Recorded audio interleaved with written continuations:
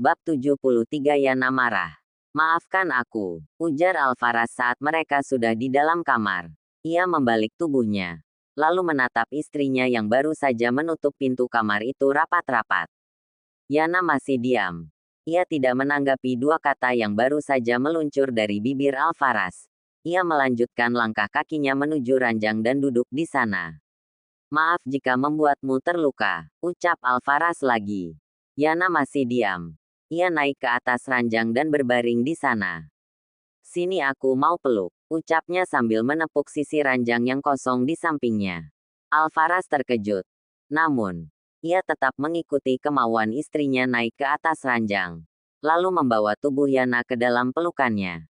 Ciuman berulang terus ia hujamkan di puncak kepala istrinya itu. Aku tidak marah Al, aku ngerti kok. Sebagai manusia aku juga kasihan dengan keadaannya saat ini.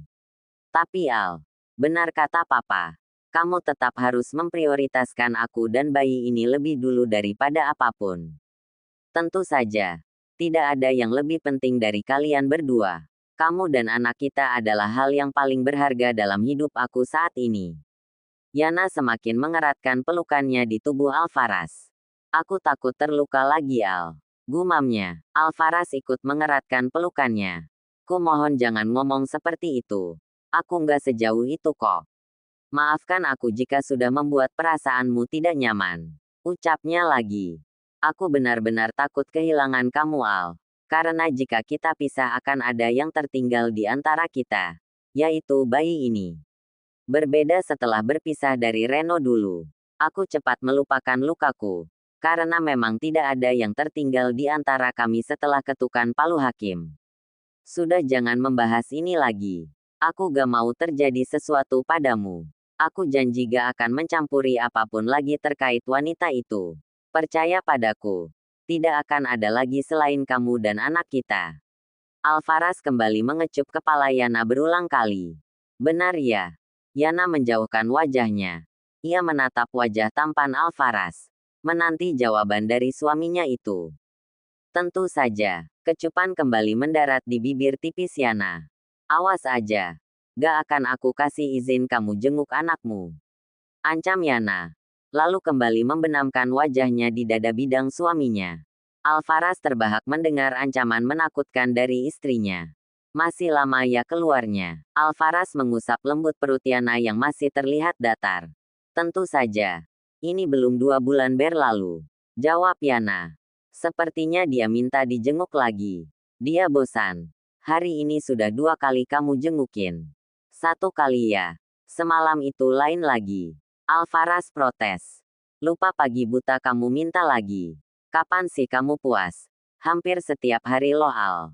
Kalau bunda tahu. Abis kamu. Tapi kamu suka juga kan kalau aku jengukin anak kita. Buktinya kamu gak ngaduin aku sama bunda. Ledek Alvaras. Yana mengangguk. Dan sontak membuat Alvaras tertawa. Dan akhirnya siang itu di dalam kamar pengantin lama tidak hanya diisi dengan perdebatan mengenai menjenguk bayi yang masih berada di dalam kandungan ibunya. Tapi si bapak kembali mengunjungi anaknya. Jalan pintas menyelesaikan masalah bagi suami istri adalah ranjang yang empuk. Area berbahaya. Jomblo harap minggir. Asteris asteris asteris asteris. Selimut putih yang menutupi tubuh polos Yana kembali ditarik Alvaras hingga menutupi bahu mulus istrinya. Kecupan berulang kali ia daratakan di seluruh wajah cantik istrinya itu. Sembari menggumamkan kata maaf. Tidak. Bukan karena Nara masih ada di dalam hatinya. Ia hanya prihatin dengan wanita yang pernah menjadi bagian penting dalam hidupnya itu. Alvaras mengusap anak rambut yang terlihat lembab karena beberapa titik peluh di dahi Yana. Wajah yang begitu cepat mengalihkan semua dunianya. Ia tatap dengan begitu lekat. Tidak hanya Yana yang takut. Ia pun sangat takut jika wanita yang kini terlelap di atas ranjangnya tidak akan lagi terlelap di sini. Ia sangat takut tidak akan mendapati sikap jahil istrinya ini kemudian hari. Maafkan aku, ucapnya lagi sebelum turun dari ranjang dan masuk ke dalam kamar mandi untuk mandi wajib. Salahnya sendiri selalu rindu dengan bayinya. Akhirnya ia harus mandi lagi. Asteris asteris asteris. Di sebuah hotel di kota Lampung. Rara akhirnya memberikan waktu untuk Reno berbicara. Sudah hampir sebulan Reno berada di sini. Ia benar-benar membuktikan sebelum mendapatkan kesempatan berbicara. Dia tidak akan pulang ke Jakarta. Kamu mau jadikan hotel ini rumah kamu. Ini sudah sebulan berlalu Mas, pulanglah. Ujar Rara pada pria yang masih bergeming di hadapannya. Aku tidak akan pulang tanpa kamu. Jawab Reno. Aku nggak bisa. Aku sudah terlanjur membohongi kedua orang tuaku. Dan akhirnya aku terluka dengan kebodohanku sendiri. Jawab Rara. Kali ini aku akan memintamu dengan cara yang baik kepada Abu dan Umi. Mohon Reno. Rara kembali menggeleng. Aku sudah mengecewakan mereka Mas. Kamu tahu bagaimana sedihnya Abi saat aku terbaring di atas ranjang rumah sakit. Tapi kamu hanya terus memperjuangkan cintamu untuk Mbak Yana. Dia sangat kecewa Mas. Aku bahkan tidak sanggup menatap mata tuanya. Ujar Rara lirih. Reno terdiam. Dadanya bergemuruh mendengar suara bergetar yang keluar dari bibir mantan istrinya. Suara yang selalu ia abaikan saat memohon dan mengemis kasih sayangnya. Kini begitu mengganggu hatinya. Aku sudah melukai banyak orang Ra. Termasuk kamu. Untuk itu aku ingin menebusnya. Ucapnya pelan. Mas, kamu tidak mencintaiku. Hanya aku yang tergila-gila padamu. Dan kini aku sadar cinta yang aku paksakan itu justru menyakiti diriku sendiri. Kembalilah. Berjuanglah lagi untuk Mbak Yana. Dia yang menemanimu sejak awal. Namun dengan tidak tahu malunya aku masuk tanpa permisi dulu padanya. Reno menggelang. Yana sudah bahagia dengan kehidupan barunya. Dan aku pun ingin bahagia. Bisakah kamu memberiku satu kesempatan lagi? Tanya Reno. Rara menarik nafasnya yang terasa berat. Talak memang belum terucap dari bibir Reno. Tapi pernikahan mereka memang sudah tidak berbentuk lagi setelah Yana mengetahui semuanya. Aku tidak tahu Mas. Aku berjanji. Setelah pisah darimu aku akan menyerahkan seluruh hidupku untuk Abi dan Umi. Jika kamu memang menginginkan aku, datang dan temui Abi. Tapi yang jelas ini tidak mudah. Abi sudah terlanjur kecewa. Tidak hanya denganku tapi juga padamu. Ujar Rara. Reno tersenyum. Tunggulah sebentar. Aku akan berjuang untukmu. Ucapnya. Rara masih diam.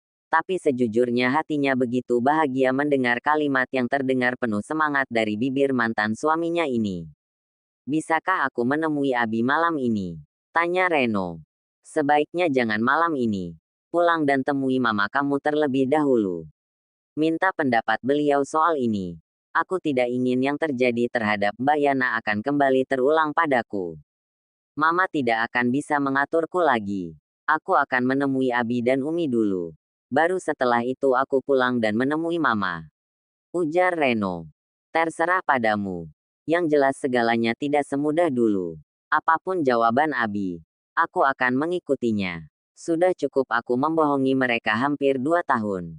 Ujar Rara. Doakan aku. Setelah ini kita berdua akan memulai semuanya dari awal. Rara hanya mengangguk. Meskipun ia tidak terlalu berharap. Karena ia sudah menebak akan seperti apa hasilnya. Entahlah. Ian tidak lagi ingin memaksakan apapun dan pada akhirnya membuat dirinya terluka. Biarlah Allah yang menentukan segalanya. Tidak ada yang mudah dalam sebuah perjuangan. Mungkin Tuhan sengaja mempersulit langkahnya. Karena memang ia belum benar-benar menebus segala dosa yang sudah ia perbuat. Aku sudah bilang ini tidak akan mudah untuk kita Mas. Pulanglah. Dan memohonlah pada Mbak Yana agar bisa kembali meraih bahagia yang dulu pernah aku hancurkan. Reno masih tertunduk dalam di sebuah ruangan mewah di salah satu rumah di tengah kota Lampung.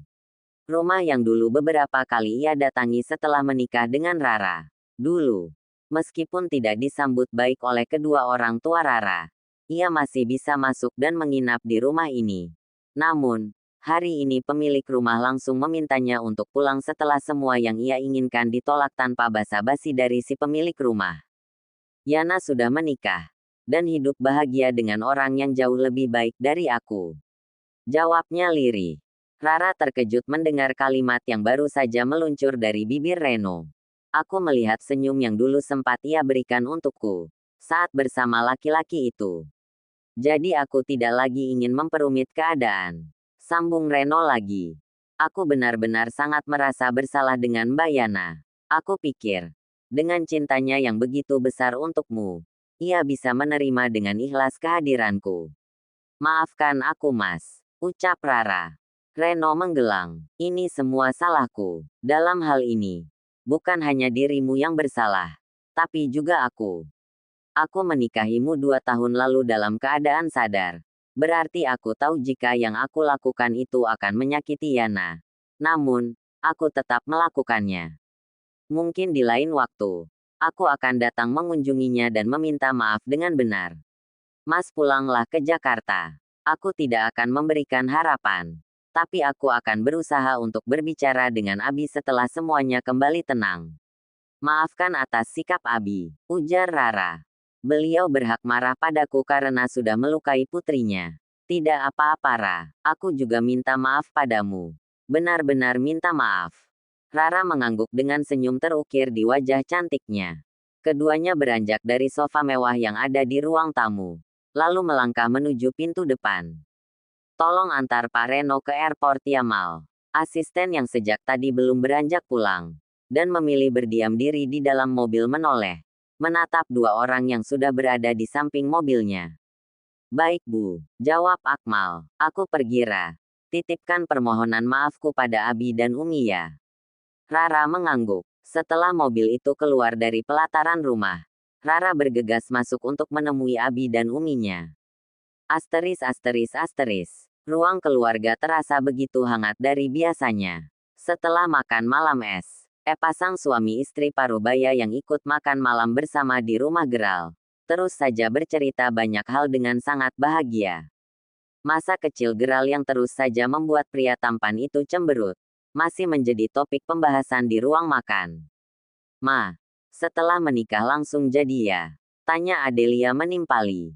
Iyalah. Bagaimana tidak jadi? Digempur terus. Jawab Regina bersama tawa geli di wajah tuannya saat melihat wajah sang suami yang cemberut. Mirip kan mereka, sambungnya. Adelia mengikuti arah tatapan mama mertuanya. Dan benar saja 2 lelaki berbeda usia di ruangan itu memang begitu mirip. Kak Al justru lebih mirip bunda. Dan Adel mirip papa, ujarnya. Kisah mereka itu dulu membuat mama tersentuh. Namun, begitulah semua memang sudah ada garis tangan masing-masing. Seperti mama yang pernah naksir sama asisten papa kamu. Kekeh Regina. Maksud mama Om Rio? Tanya Adelia memastikan. Regina mengangguk. Tapi gak dapat restu. Dan terpaksa menerima perjodohan yang diatur oleh orang tua. Jawabnya. Jadi kamu terpaksa nikah sama aku? Tanya lelaki Parubaya yang ada di samping Regina. Regina tertawa geli melihat wajah kesal suaminya. Iya kan dulu kita sama-sama terpaksa. Sama seperti Adel juga. Tapi yakinlah nak, kadang pernikahan yang tidak diawali dengan cinta yang menggebu, akan berjalan dengan sangat baik. Terlebih kita sama-sama pandai dalam menempatkan diri. Ujar Regina. Adel mengangguk mengiyakan. Kata Tante Zia. Terkadang diperlakukan dengan baik setelah menikah itu jauh lebih baik daripada dicintai tapi tidak dihargai. Jawab Adelia. Nah itu tahu, cinta akan datang seiring berjalannya waktu. Jangan khawatir. Allah adalah penggenggam segala rasa. Dan kapan saja bisa dibola-balik olehnya. Adelia tersenyum. Membenarkan. Bahkan belum sebulan berjalan ia dekat dengan Geral. Namun, dadanya sudah bisa berdebar untuk lelaki yang masih diam di sampingnya. Mama mau cucu berapa? Tanya Adel riang. Geral menoleh. Menatap wajah Adelia yang juga sedang menoleh ke arahnya. Harus banyak. Nggak enak jika punya 1 aja. 4 atau 5 mungkin. Semampu kamu ajalah. Jawab Regina. Adelia mengangguk. Geral terperangah. Banyak banget ma, protesnya. Nggak apa-apa. Kan kamu rajin buatnya. Adelia mengedipkan matanya menggoda. 2 orang Parubaya di hadapan mereka tertawa. Pantas jalan kamu susah tadi. Ujar Regina. Anak mama nakal. Gak mau berhenti. Jawab Adelia. Sama papa kamu dulu begitu. Di awal-awal nikah. Mama bahkan gak mau keluar kamar karena malu sama keluarga. Diledekin terus Del. Adelia tertawa. Untung Adele di sini. Kalau di rumah pasti Mbak Yanaga akan berhenti meledek. Ucapnya. Dia hamil ya. Semoga kamu cepat nyusul ya nak. Ah mama sudah lama nggak ngomong bayi. Amin ma. Doakan semua dipermudah. Regina melirik jam tangan yang melingkar di pergelangan tangannya. Lalu berpamitan pada putra dan menantunya untuk pulang ke rumah. Nanti asisten rumah tangga yang tadi akan datang pagi hari. Tapi tenang aja. Dia nggak akan sampai ganggu waktu pagi kalian kok. Dia sudah punya kunci cadangan. Ujar Regina memperingati. Jangan bosan ya. Mama dan papa akan selalu datang berkunjung ke sini setiap hari. Tentu saja. Tinggal di rumah ini juga nggak apa-apa kok. Jawab Adelia. Nggak. Nanti aja kalau cucu mama sudah lahir ke dunia baru deh. Mama akan tinggal di sini. Jawab Regina. Adelia tersenyum sambil mengaminkan kalimat mama mertuanya di dalam hati. Setelah mengantar sepasang suami istri itu ke mobil, Adelia dan Geral kembali duduk di sofa yang tadi mereka duduki. Geral menarik tubuh mungil Adelia agar bersandar di dadanya. Dengar ga? Tanyanya. Adelia mengangguk. Bersama senyum terlihat di bibirnya. Aku nggak tahu sejak kapan jatuh cinta pada gadis sekecil kamu. Tapi itulah yang terjadi. Untuk permintaan mama tadi, gak usah diambil pusing. Kita masih bisa menundanya kalau kamu belum siap. Ujar Geral. Adelia melepaskan diri dari dekapan. Lalu menatap wajah suaminya heran. Kamu nggak suka? Apanya? Tanya Geral tidak mengerti. Kamu nggak suka punya anak dari aku. Lalu kenapa kau tiduri aku tadi? Wajah Adelia sudah terlihat geram. Apaan? Dasar otakmu aja yang geser pikirannya buruk terus. Aku maulah. Mau banget malah. Aku mau kalahkan kakak kamu. Sepertinya sofa ini bagus dicoba. Ujar Geral. Enggak. Masih sakit. Aku mau periksa beberapa dokumen yang harus aku kirim ke kantor besok. Adelia beranjak dari sofa. Meninggalkan lelaki yang sudah memasang wajah mesum di sana. Sayang. Ayo dong kita coba sofa ini. Geral masih merengek. Namun Adelia tetap melanjutkan langkahnya menuju kamar mereka.